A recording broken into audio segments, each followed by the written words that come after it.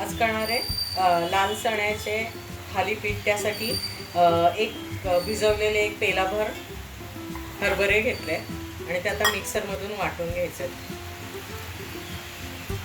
त्याच्यामध्ये लसूण बारीक चिरलेला आपण वाटून घेऊया आणि एक चमचाभर जिरं एवढा। एक मोठा कांदा बारीक चिरून घ्यायचा आहे, कोथिंबीर घ्यायची वाटीभर आणि हे आपण लसूण आणि जिरं घालून जे हरभरे आपण लाल हरभरे होते ते वाटून घेतले ते घालायचे, बारीक वाटून घ्यायचे। एक मोठा चमचा ओवा, एक मोठा चमचा तीळ, पांढरे तीळ, एक मोठा चमचा गोडा मसाला, एक मोठा चमचा कांदा लसूण मसाला, थोडंसं तिखट, हिंग, हळद आणि चवीनुसार मीठ घालून आधी हे मिक्स करून घ्यायचे चांगलं। हे जे भाकरीचं पीठ आहे ना याच्यामध्ये समप्रमाणात घ्यायचंय। एक डबा मी तांदूळ घेतले, एक डबा नाचणी घेतली आहे, एक डबा ज्वारी आणि एक डबा बाजरी, असं मिक्स 1-1 किलो तुम्ही दळून आणा आणि खूप याची भाकरी अतिशय सुंदर होते।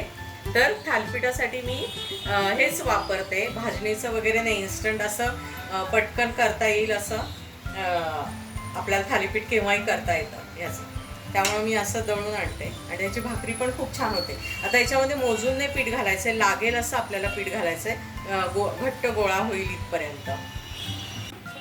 आणि त्याच्यावरती हा एक गोळा घ्यायचा घट्टसर मळलेला आणि मग असं हे थापून घ्यायचं।